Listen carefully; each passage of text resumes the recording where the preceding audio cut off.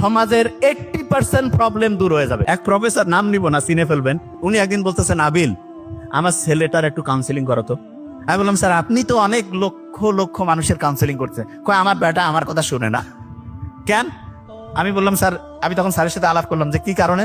বলতেছে সে সবাই এসে স্যারকে বলে, দেখেন ইন্টারেস্টিং খুব জিনিসটা, এটা কিন্তু শিখতে হবে, খুব ইন্টারেস্টিং জিনিস। সবাই এসে স্যারকে টাকা দিয়ে দেখাচ্ছে, স্যারের বেটা, স্যারের ছেলে স্যারের কাছে শুনতেছে না।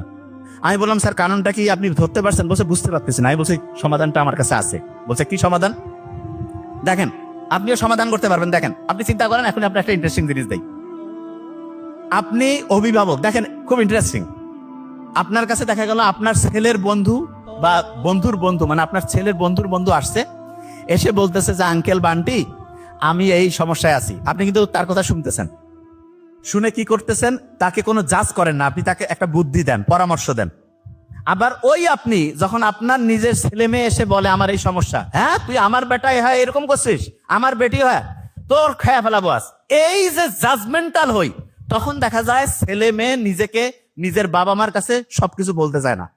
খেয়াল রাখবেন, মা বাবার কাছে যদি ছেলে মেয়ে সবকিছু বলতে পারে, আমি বলতেছি লিখে রাখেন, সমাজের 80% প্রবলেম দূর হয়ে যাবে। 80% প্রবলেম দূর হয়ে যাবে সন্তানেরা যদি মা বাবার সাথে খোলামেলা আলোচনা করতে পারে, একদম বন্ধুর মতো মিশতে হবে। তো অনেকে বলে আমি তো বাপ মা, আমি তো সন্তানের সাথে বন্ধুর মতো মিশি। কিরকম বন্ধু? খরক বন্ধু। দেখা যায় সন্তানের ভালো হইলে আসি, যে কোনো খারাপ কিছু হইলে, এই তুই এটা করছিস, এত বড় ভুল করছিস, তোর শেষ। তোর আব্বা আসুক, তোর আম্মা আসুক, মানে আব্বা আম্মাকে বলতেছে, আম্মা আব্বাকে বলতেছে, একটা গ্যাঞ্জাম লাগাই দিল। নো, এইটা করবেন না।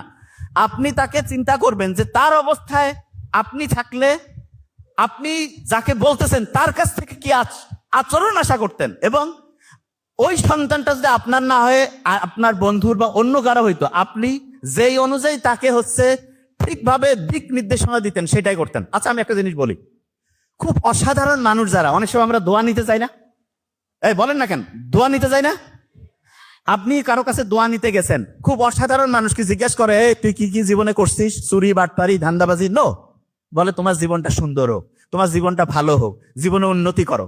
ঠিক তেমনি করে আপনার সন্তান যেই অবস্থায় যেই পরিস্থিতিতে থাকুক, আপনার উচিত তাকে উৎসাহিত করা, তুমি জীবনে অসাধারণ কিছু করো, ভালো কিছু করো। আর যে কোনো খারাপ জিনিসের কথা সরাসরি করবেন না যে এটা কর, এটা করবেন না, এইভাবে বলিয়েন না, এক্সাম্পল দিয়ে বলেন।